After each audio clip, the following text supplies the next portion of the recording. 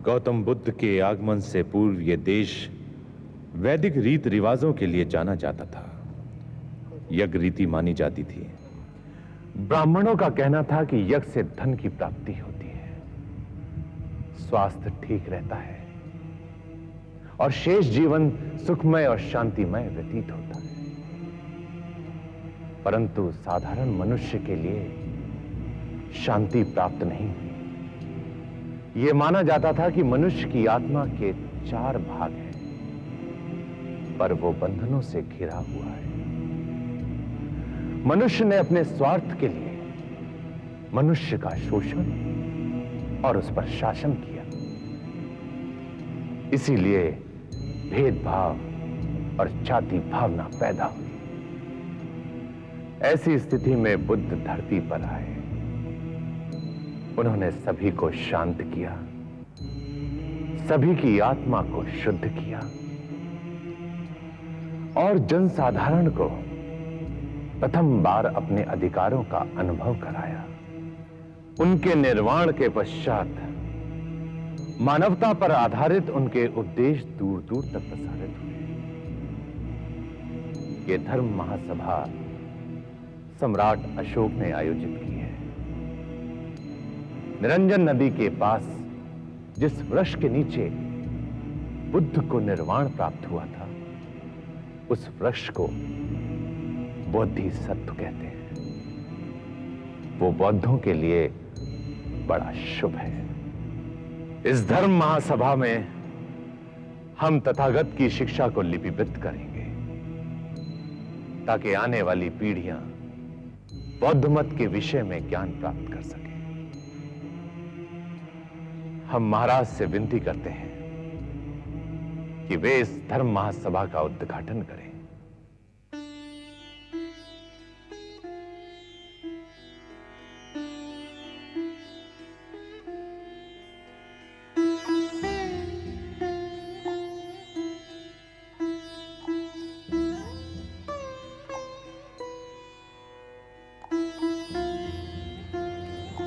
आपने मुझे बुलाया महारानी? हाँ, ये सारे सुंड मुंड और कब तक यहाँ रहेंगे? जब तक ये धर्म महासभा चलेगी। धर्म महासभा? मैं इन सब के कारण कष्ट में हूँ। ये शोरगुल मुझे बावला बना देगा। क्या बुद्ध के ये मंत्र सुनने में आपको अच्छा नहीं लगता? मधुर लगता है, पर मनुष्य के पेट में पीड़ा हो और ऐसी स्थिति में उसे स्वादिष्ट भोजन दिया जाए तो क्या अच्छा लगेगा। सुनो, सम्राट को संदेश भेजो कि हम उनसे मिलना चाहते हैं। किंतु सम्राट धर्म महासभा में व्यस्त हैं और वे इस सभा की यजमान है महारानी। पर वहां उनका क्या कार्य? वे तो कोई मुनि अथवा सन्यासी नहीं जो धर्म महासभा चला सके। उनके पास तो केवल धन और सत्ता है जिसका उपयोग वे कर रहे हैं। सुनो, कभी मुझे उत्तर ना देना। तुम मुझे अच्छी लगती हो, इसका अर्थ ये नहीं कि तुम कुछ भी कहने का अधिकार रखती हो। अब जाओ और तुरंत मेरे आज्ञा का पालन करो। संत महाकनप उस समारोह के मुख्य संचालक थे। बुद्ध के सभी उपदेश उनके शिष्यों को कंठस्थ हैं। आनंद और उपनीर उनके 2 प्रमुख शिष्य थे। क्षमा करें, पर महारानी उन्होंने जो भी स्मरण और संदेश किया वही वर्तमान में धर्म है। इस समय एक दृश्य की परिकल्पना यहाँ धर्म महासभा चल रही है। सभी गणमान्य अतिथि पधारे हैं और मैं यजमान सभी उनके पास। ऐसी स्थिति में मैं कैसे जा सकता हूँ? ठीक है, शरीर के बारे में क्षमा करें आचार्य, परंतु मुझे कुछ समय के लिए जाना होगा। आज्ञा है राजन। धन्यवाद।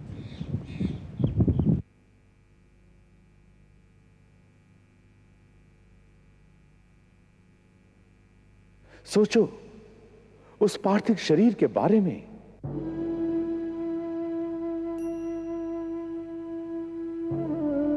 मैं यह समझने में असमर्थ हूं कि तुम्हें मुझसे इस समय क्यों मिलना है। संभवतः कुछ विशेष कारण है। कहो, क्या चाहती हो?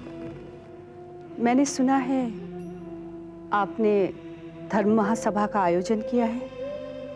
सहस्त्र धर्म प्रेमी यहाँ आए हैं। धर्म ज्ञाता यहाँ बड़े अच्छे प्रवचन और भाषण दे रहे हैं। श्रोता भी बहुत अच्छे प्रवचनों को सुन रहे हैं। मैं स्वयं को इन सब उपलब्धियों से वंचित पा रही हूँ। मुझे लगता है कि मैं इन प्रवचनों को सुनूं तो मेरा ध्यान स्थिर हो सकेगा। आपकी आज्ञा प्राप्त किए बिना मैं धर्म महासभा में नहीं जा सकती। आपकी आज्ञा प्राप्त करने के लिए ही मैंने आपको यहाँ बुलाया है। क्या तुम धर्म महासभा में जाना चाहती हो? हाँ, जाना चाहती हूँ। किंतु तुम तो बौद्ध नहीं हो।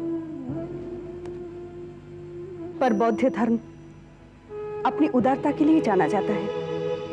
कौन जानता है कि धर्म महासभा में कौन बौद्ध है और कौन नहीं? वहां कोई भेदभाव नहीं। परंतु ये धर्म महासभा केवल बौद्धों के लिए है। इसके अतिरिक्त तुम स्त्री हो। क्या स्त्री होना अपराध है? नहीं, परंतु इस धर्म महासभा में वही स्त्रियां भाग ले सकती हैं जिन्होंने बौद्ध धर्म को अंगीकार किया हो।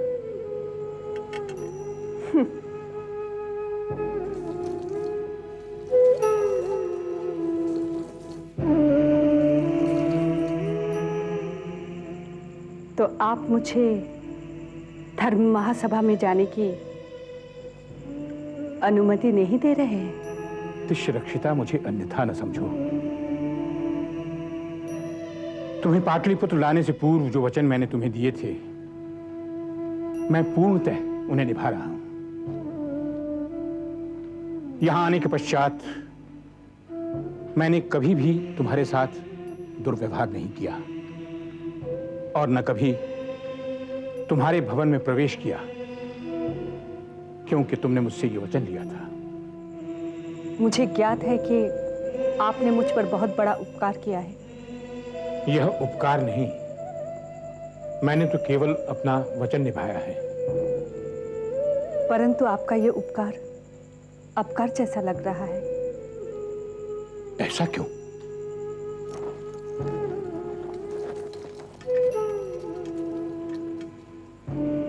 आपके द्वारा दिया गया ऐश्वर्य मुझे स्वर्ण श्रृंखला लग रही है। अब मैं इन सब से क्लांत हो चुकी हूँ। अकेलेपन से क्लांत हो चुकी हूँ। अपने आप से क्लांत हो चुकी हूँ। मैं इन सब से मुक्ति पाना चाहती हूँ। मैं तुम्हारा अकेलापन दूर करने के लिए सदैव प्रस्तुत हूं, परंतु तुमने अपने प्रासाद के द्वार मेरे लिए बंद कर रखे हैं। आज मुझे ये कहते हुए आपत्ति नहीं कि तक्षशिला में तुम्हें देखने के पश्चात मेरे भीतर अनुराग की भावनाएं जागृत हुई हैं। कितना विरोधाभास है। क्या आप ऐसी बात करके तथागत का अपमान नहीं कर रहे हैं? परंतु मैं सन्यासी नहीं हूं, मैं गृहस्थ हूं। खेद तो इस बात का है कि आपकी ये भावनाएं मेरे किसी उद्देश्य की पूर्ति नहीं कर सकती। मेरी एक विनती है तिष्य रक्षिता। क्या है? क्या तुम एक बार उस आवरण से बाहर आकर मेरे सामने नहीं खड़ी हो सकती? क्यों? मुझे हठात ही लगा कि मैंने दीर्घ काल से तुम्हें नहीं देखा है। आप मुझे देखें या ना देखें, क्या अंतर पड़ता है? हाँ, पड़ता है। संभवतः अब पड़ता है, एक दीर्घ समय से नहीं पड़ता था। जब आपकी मुझे आवश्यकता थी तब आपने मुझे त्याग दिया, और अब विश्वास करो दृश्य रक्षिता, 30 वर्ष के पश्चात जब मैंने उस रात्रि तुम्हें तक्षशिला में देखा तो मुझे ज्ञात हुआ कि मैंने क्या गवा दिया है। जो मेरा था वह मैं नहीं ले सका। आपने जो गवा दिया वो अब कभी वापस नहीं आएगा सम्राट। आप कभी भी उन दिनों को लौटा नहीं सकेंगे। रक्त की एक एक बूंद और तन का हर कोश कम आयु में किए गए अत्याचारों के नीचे सड़ चुके। प्रातः का प्रकाश, दिन की तपन, वो सब दिन में ही बीत जाती है। रात के अंधकार में वो सब प्राप्त नहीं किया जा सकता, और ना ही उसके लिए रोया जाता है। मुझे क्षमा करें सम्राट, मैं इस वार्तालाप से थक गई हूं। अब मुझे जाने की आज्ञा दें।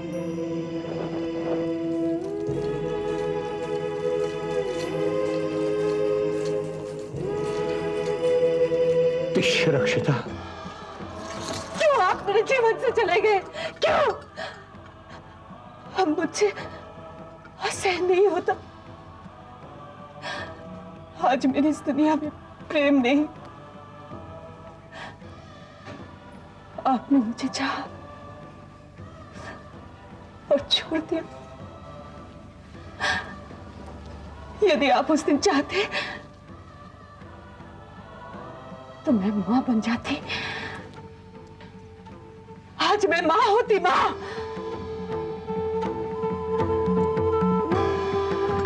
मैं आज बूढ़ी कहलाना भी पसंद करती। यदि कोई मुझे मां कहकर पुकारता, और आज वो व्यक्ति योद्धा सम्राट के क्षणिक सुख की अंतिम रचना होती, और वो मेरा होता, मेरा। पर कहाँ हुआ ये सब? कुछ भी नहीं हो पाया।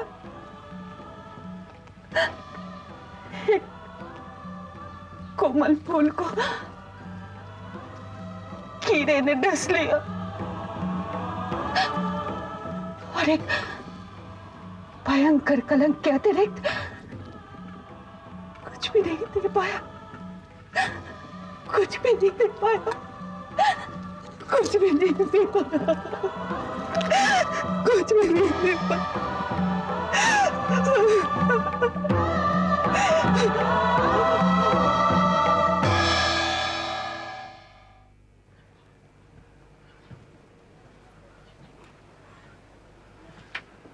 क्या हुआ सम्राट?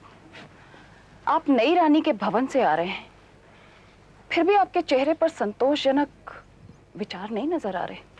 क्यों? उन्होंने आपकी उपेक्षा की है? आप इस प्रकार ये अद्भुत प्रश्न क्यों पूछ रही हैं?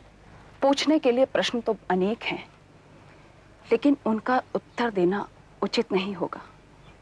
कारण कि राजा के किए कर्मों को नहीं पूछना चाहिए। फिर भी मैं साहस करके ये पूछना चाहती हूँ कि इतने दिनों बाद अचानक उन्हें यहाँ लाने की आवश्यकता क्या पड़ गई? क्या हम आपको संतुष्ट नहीं कर सकते हैं? मैं उसे यहाँ शारीरिक संतुष्टि के लिए नहीं, आत्मसंतोष के लिए लाया हूँ। आत्मसंतोष? क्यों?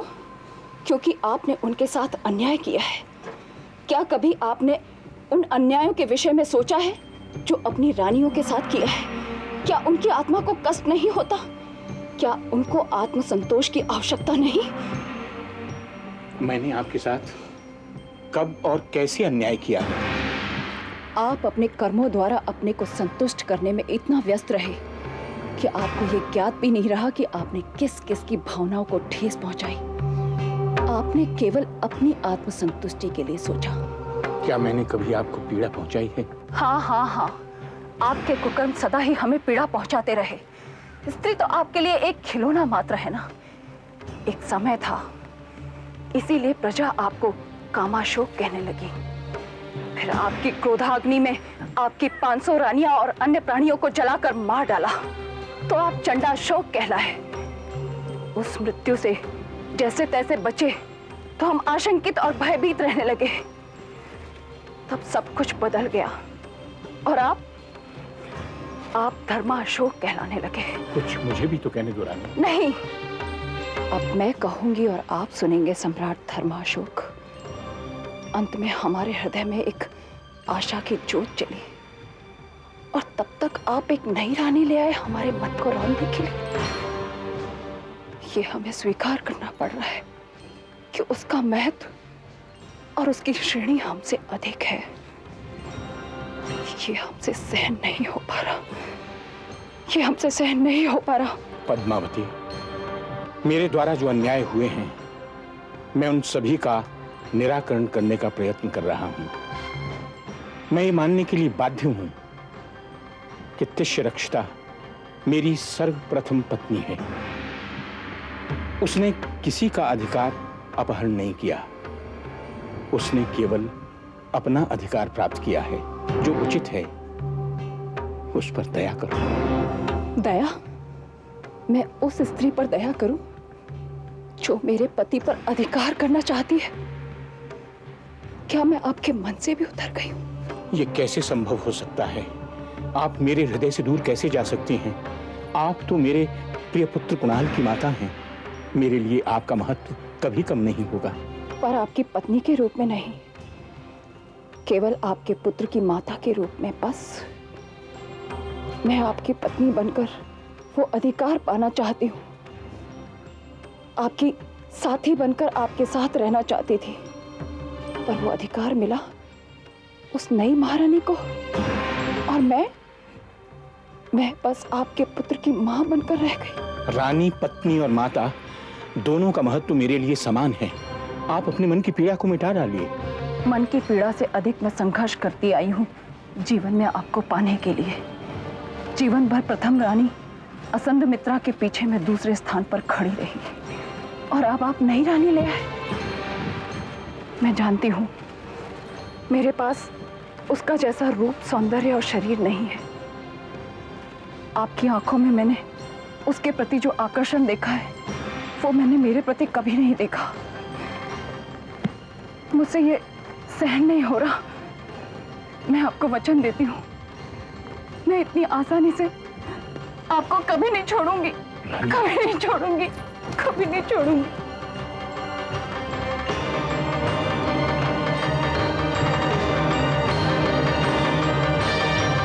वे कहते रहे कि ये ना कर, वो ना कर,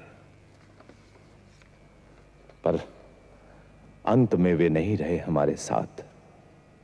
सोचो, तनिक सोचो, तथागत का शरीर ठंडा भी नहीं हुआ और कोई उनके अस्तित्व को नकार रहा है। स्मृति रितेश की खोज में वे उरुबेरा गांव गए, जहां तथागत ने उनको अपने ध्यान से परिचित कराया। महामान्य,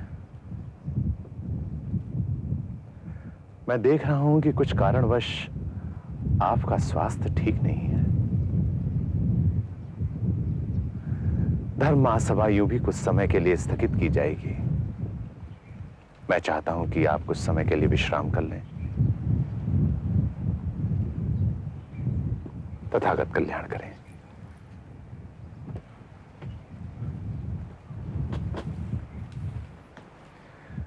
धर्म महासभा कुछ समय के लिए स्थगित की जाती है।